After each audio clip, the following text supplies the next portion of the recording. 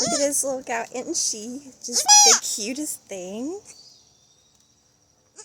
So I think I've found 2 persimmon trees that have never bloomed. We've been here for 10 years, and I don't know if you can see right up there. You see it? I'm pretty sure that's a persimmon. And you can see this tree right here. It's pretty substantial, and it has never ever produced fruit. I have another one, not this one, but the one right here. I'm pretty sure that's a persimmon too, and it's blooming this year. Hey boys. These are my bucklings.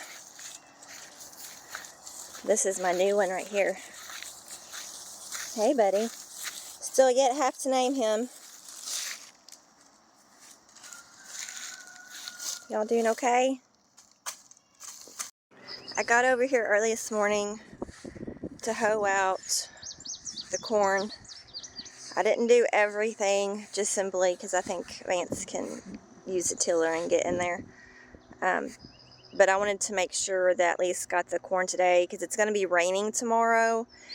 And I know that if you've had experience with a garden and wet ground, it's very tedious to hoe anything out because it just clumps up. And in this area right here, this is an area we have not planned on for a long time, simply because there was a barn sitting here, and I believe the ground was really hot, the manure, because of the manure. And so this is kind of our second try over here, just to see, and it's been about 5 years. So, well, give or take. So everything seems to be doing really well. I have corn right here in this area. I've got butternut squash, Indian corn. I've got, I can't remember honestly what I've got over here in that second little row, but I've got tomatoes, and then I have some bigger watermelons down the way.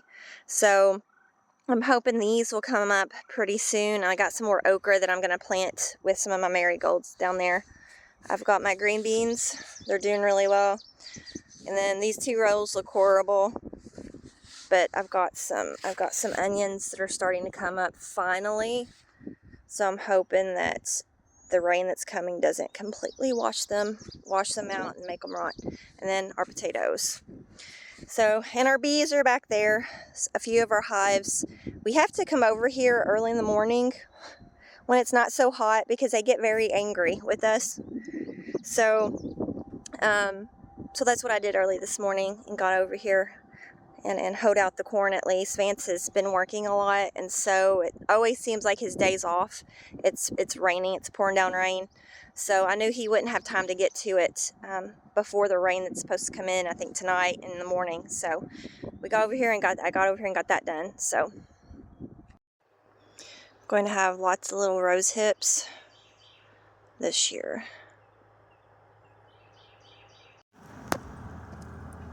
Lots of blackberries too.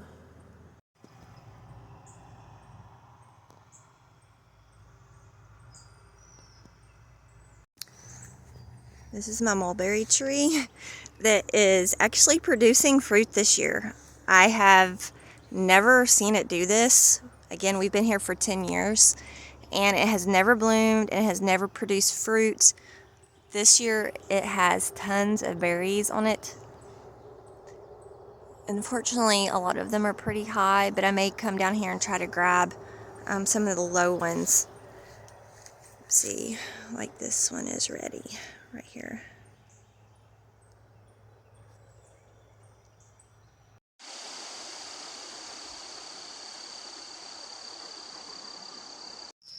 It's Sunday, June 2nd, and I wanted to start our week out with some focus points, some things that we can concentrate on this week, as far as watching, reading, maybe some things that you can think about to be productive. I think there are so many distractions right now that it can take us, can draw us away from the important things, and can really get that fear going, or can really make us feel like things are out of control. And so understand, you can control yourself, you can control what goes on in your home, and so when we focus on those things, that helps us to be grounded and to just remain patient and to remain calm. And so I wanted to just help you all do that. So we haven't been doing the videos as regularly as we have in the past, just simply because it's springtime, Vance's work schedule, the rain, and so our schedule has honestly been packed full of things that we've had to get done on his time off, and just trying to work between the rain and everything else. And so I apologize for that, but home life, family life takes priority over social media. You all know that. I hope you do anyway. So this week there are some things that I want you all to try to watch. There's a book that I would love for you to buy and read, even with your family, if not just with your spouse. So the documentaries I want you to watch. So in the past, these have been free. I know that one of them, The Indoctrination, is actually the short film is free on YouTube. It's only 30 minutes long, but I will tell you, this documentary is worth buying, the DVD or what have you. And I personally need to go back and rewatch it myself. I've watched it several times. It's one of the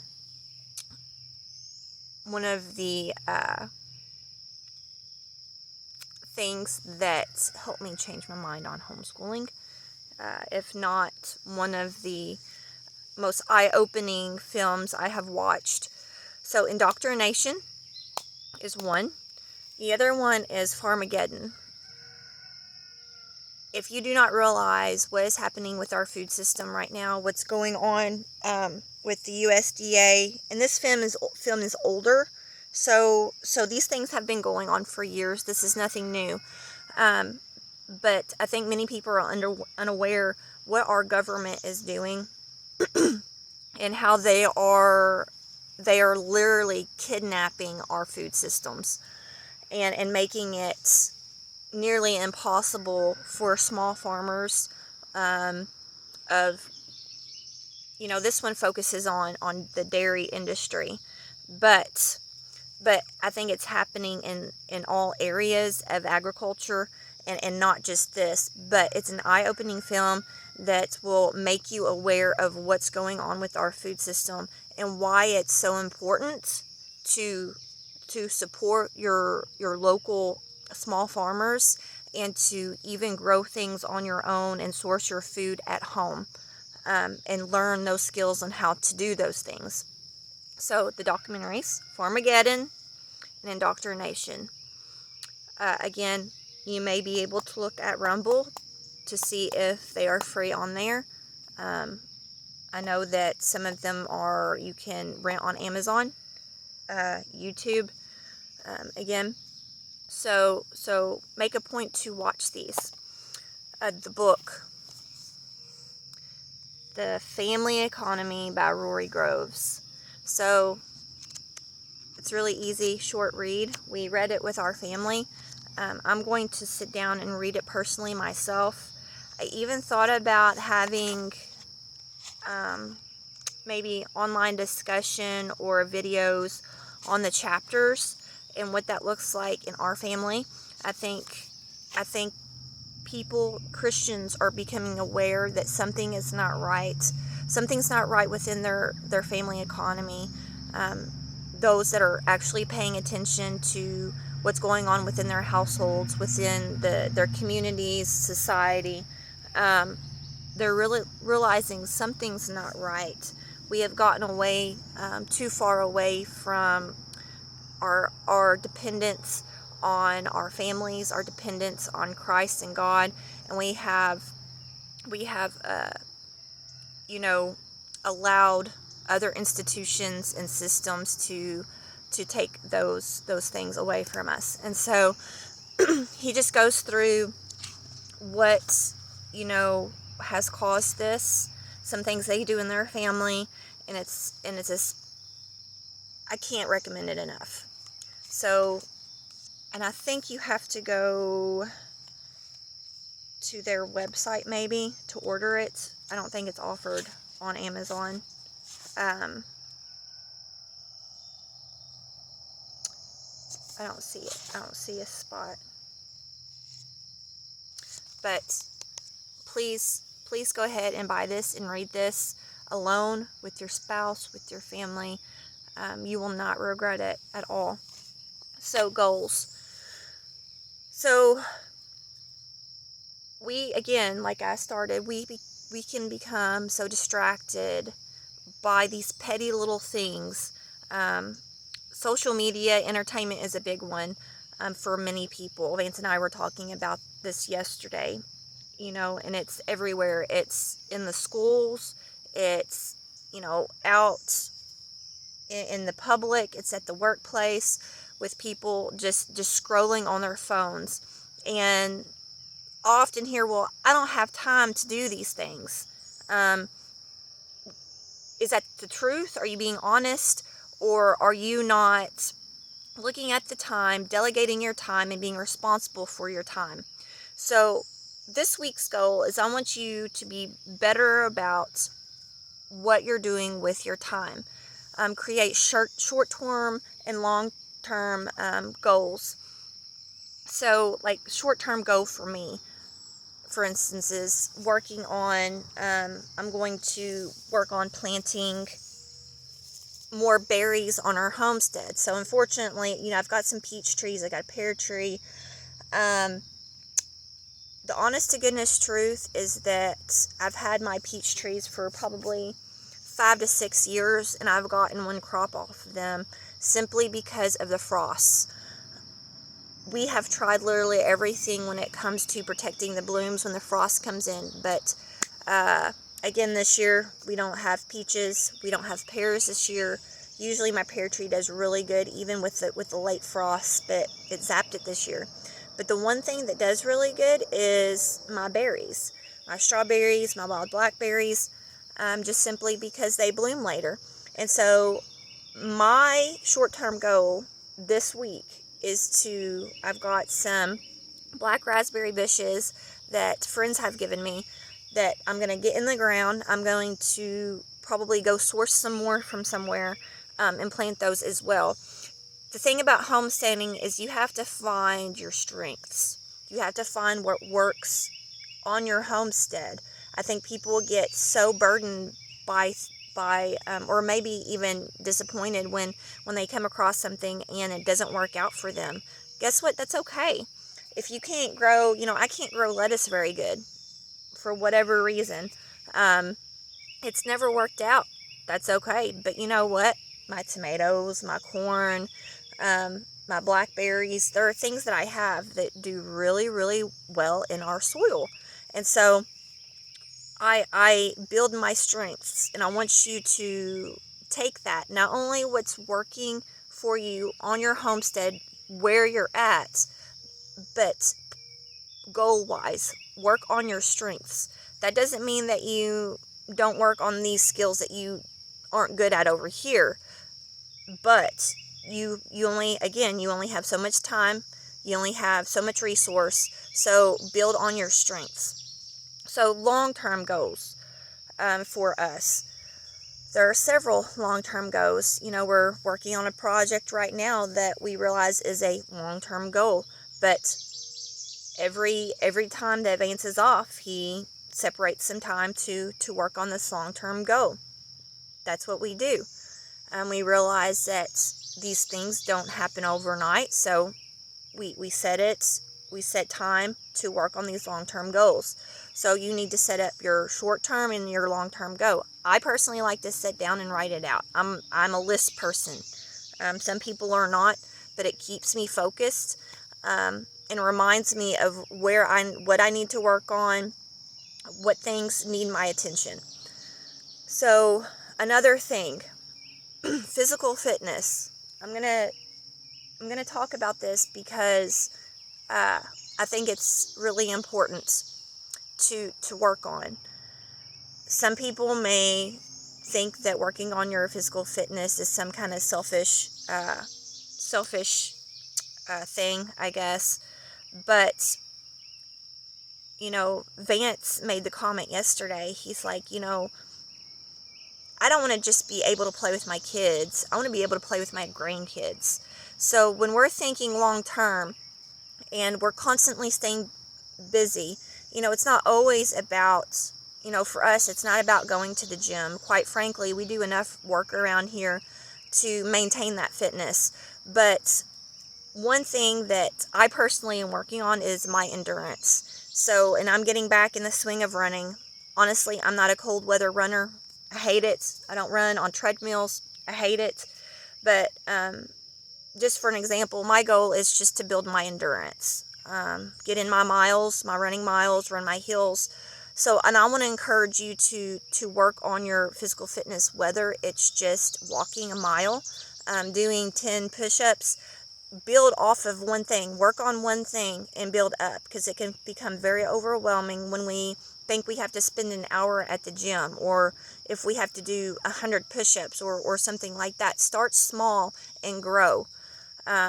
So again, short-term, long-term goals, your physical fitness goals. And what about your skill sets? What are some things that you want to work on this summer that you may not be good at, or you've wanted to try? Right now, I don't have any example of some skill sets that I want to do this year. I'm more focused on trying to get my garden under control at this point. But my goal this week is to sit down and write some skill sets that I want to work on this summer. Well, and one of them, quite frankly, is tanning hides. I am not good at it. I've done different things. I haven't really found the tanning application that I like yet. But that is an example of one thing that I would love to work on, simply because we do the rabbits. I don't like to waste, and so I can work on the hides. I've got some in the freezer that I need to work on. So that's an example of some skill sets, a skill that I need to work on this summer. Also, what can you share? So one of the greatest characteristics when I'm looking around at other homesteaders, and it just brings me joy and encouragement, is that these people are always looking to share what they have. It never ceases to amaze me. My friends, I'm so thankful for them, because they are an encouragement for me to give or to share or to do good works, as Christ calls us to do. You need to do your good works. You need to show your good works to encourage those around you. It's not to be haughty. It's not to boast. It's not to do any of those things, but it's to be that encouragement to those around you. And so, what are some things that you can share with people? Do you have an overabundance of are you going to have an overabundance of corn this year, or squash or zucchini, or tomatoes, or do you have plants right now, or I don't know. I feel like when we focus on the giving part, the sharing part, God is never empty in giving us blessing. So if we make it that focus, not to hoard, not to just sit on what we have, but to share with others out of the joy of our heart, we find great blessing. We find great blessing in that. And so that's just a weekly focus that you can go off this week. Again, to just reiterate the documentaries, Indoctrination, Farmageddon, the book Family Economy by Rory Groves. Sit down, write out your short-term and long-term goals. figure out what you can work on this week as far as your physical fitness. Does that mean going to the gym or getting a membership? Absolutely not. Your skill sets. Decide on at least 3 skill sets that you can do this summer. YouTube is a great resource. Use it wisely.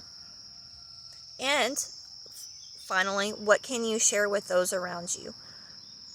So those are just a few things that you can focus on this week. Sit down. I've got my little journal. Again, there's a slug. I'm a list maker. Write out everything. Do the same. Sit down. Think. Ponder. Weigh. Be discerning on what you need to work on. I cannot stress how important it is right now to look at those things, your skill sets, gain knowledge, grow your resources, work on the things that you can share, because quite frankly, I think we're going to need it. So I hope that will get you started this week with a good focus on what needs to be done. I hope that you are looking forward to going to morning worship this morning, and that you can remain productive and busy and an encourager of good works. You all have a fantastic Sunday.